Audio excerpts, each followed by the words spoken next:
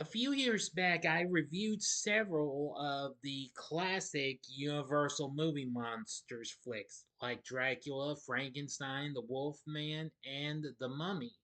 But there's one I had completely failed to have done a review of since I had not seen the film in its entirety. But prepare yourself as I review the film about the mysterious, monstrous Gill Man, otherwise known as the creature from the Black Lagoon. Big D's Entertainment Rankings and Reviews.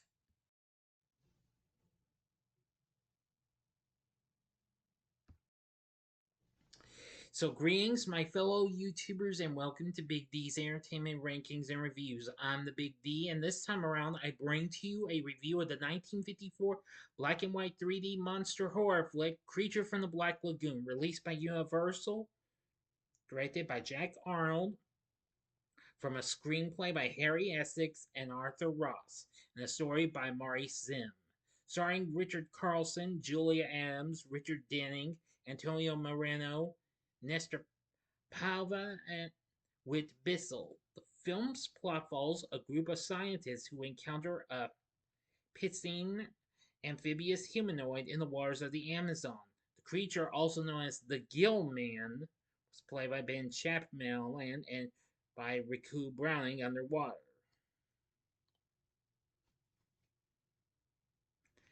The film was originally released on February 12, 1954. Well, that's when it made its premiere, and a month later on March 5th for, well, original openings.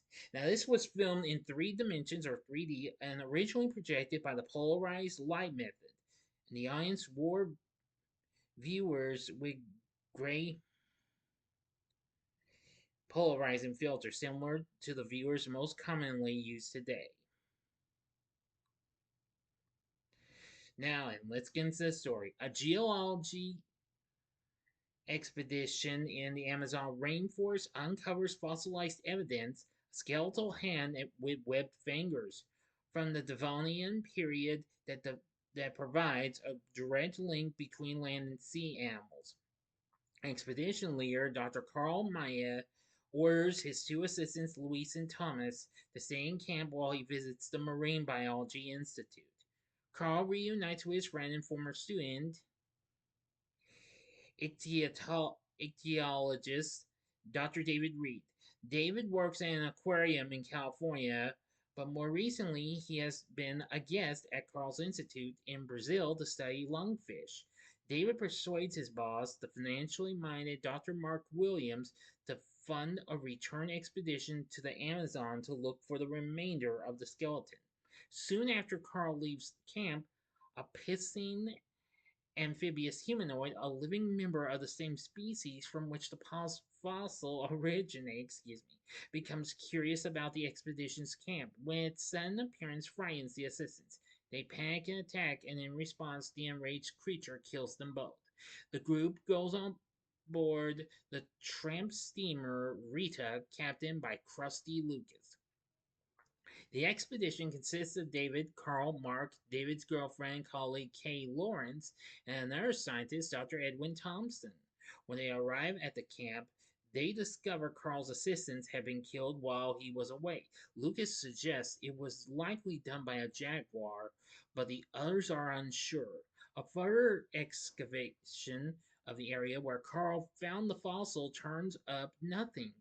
Mark is ready to give up the search, but David suggests that perhaps thousands of years ago, the part of the embankment containing the rest of the skeleton fell into the water and was washed downriver, broken up by the current. Carl says the tributary empties into a lagoon. Lucas calls it the Black Lagoon, a paradise from which no one has ever returned. The scientists decide to risk it, unaware that the creature, the amphibious gill man that killed Carl's assistants, has been watching him. Taking notice of the beautiful Kay, the creature follows the Rhea all the way downriver to the Black Lagoon. Once the expedition arrives, David and Mark go diving to collect rock samples from the lagoon floor. After they return, Kay goes swimming and is stalked underwater by the creature, who then gets briefly caught in one of the ship's drag lines. Although it escapes, the creature leaves a claw behind in the net, revealing its existence. After subsequent encounters with the creature claiming the lives of Lucas's crew members, it attacks Kay and attempts to abduct her, but is captured and locked in a cage aboard the Rhea. During the night, it escapes and attacks Edwin, who was guarding it. Edwin smashes the creature with a lantern, driving it off, but he is severely injured. Following the incident, David decides they should return to civilization. Mark, who is obsessed with capturing or killing the creature, objects. Now for the ending. You must stop this video at once. Go to the description box below. Fast forward to the time below as I count down now. If you've seen this already, please continue. Okay, you've been warned. As Aria tries to leave, they find the creature has blocked the lagoon's entrance with fallen logs. While the others attempt to move the logs, Mark is mauled to death while trying to capture the creature single-handed underwater. The creature then climbs aboard Aria and approaches Kay from behind. She screams as the creature grabs her, taking her away to its cavern lair. David, Lucas, and Carl pursue them, rescuing Kay and fatally shooting the creature in the chest. It meanders aimlessly outside before wading back into the lagoon and attempts to swim away, but dies of its injuries and excuse me, I got tongue tied, and sinks into the darkness of the water as the group watch. End of story. So, what did I think of Creature from the Black Lagoon? Now, this is the first time I've watched the film in its entirety. Now, I've seen bits of the film, but this is the first time I watched it in its entirety. I'm going to say this film's really good, and this is really, really something. It has become a big part of monster movies history, along with the other Universal monster movies we got. Now, of course, the film spun out two sequels, Revenge of the Creature, which came out the following year in 55, and The Creature Walks Among Us in 1956. A comedic appearance with Abbott and Costello on an episode of the Colgate Comedy Hour aired prior to the first film's release. And of course, that was commonly known as Abbott and Costello Meet the Creature from the Black Lagoon. Now, there had been attempted remakes, like one in 1982 as Jack. There I go again. Jack Arnold, well, was being wanted by John Landis to direct a remake of the film. Unfortunately, it just didn't happen and was canceled both for budgetary concerns and to avoid a clash with Jaws 3D. John Carpenter was developing a remake for the same studio in 92, but never got greenlit, and soon a new script was worked on and they offered Peter Jackson the director's chair in 1995, but he chose to work instead on King Kong, which wouldn't be released until a decade later. Ivan Reitman, the guy who brought us Ghostbusters, was planning to direct the remake, but it never materialized. And with the success of the Mummy remake in '99, the development for the remake was revived. And Gary Ross signed on to write and produce the remake with his father, Arthur A. Ross, one of the original's writers. But still didn't go through, not even with Guillermo del Toro also wanting to do it. But apparently later went on to turn his plans for his remake into the award-winning The Shape of Water.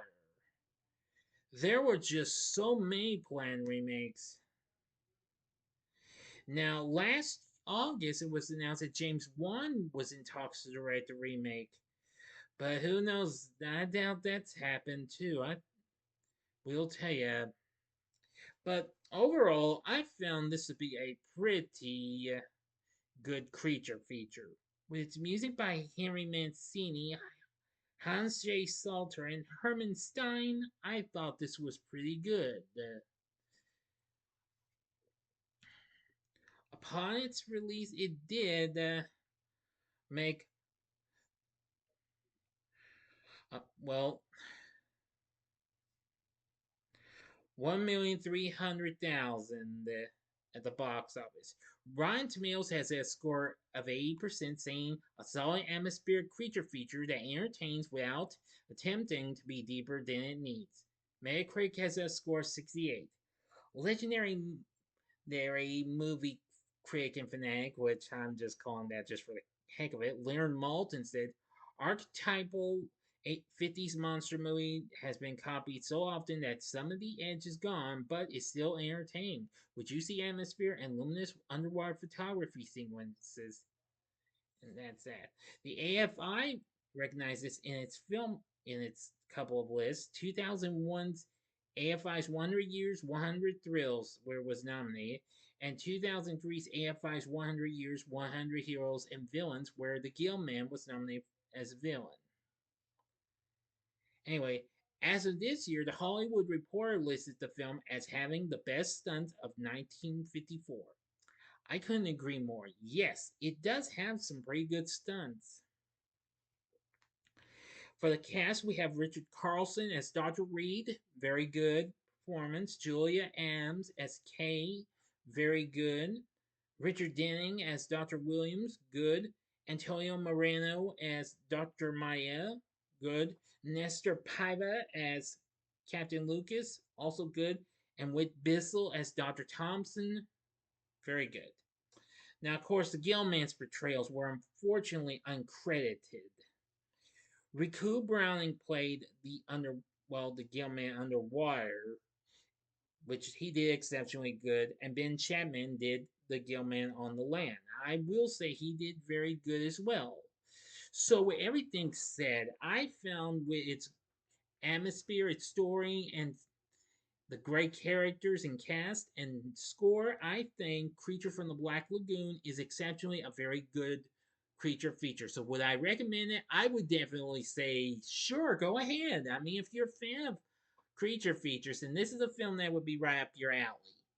So what did you think of Creature from the Black Lagoon? Let me know in the comments section below. If you like this video, click the like button, subscribe, and be a part of the Big D Nation. Continue to help support my channel, and you know the rest. Join me next time when I bring to you a review of Scooby-Doo and the Cyber Chase.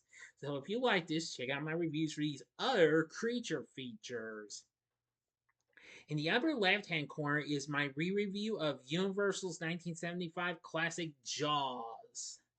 Or if you'd like, check out my review of the original Anaconda from 1997, which of course has a new remake coming up or reboot coming out by the end of this year. Or if you'd like another monster flick from Universal, check out my review of the original Frankenstein with Boris Karloff. And the bottom right hand corner is the button you can click to subscribe. If you like rankings and reviews on movies, TV, music, video games, etc., then I'm your guy. Thanks for watching. Until next time, I'm the Big D saying, see ya.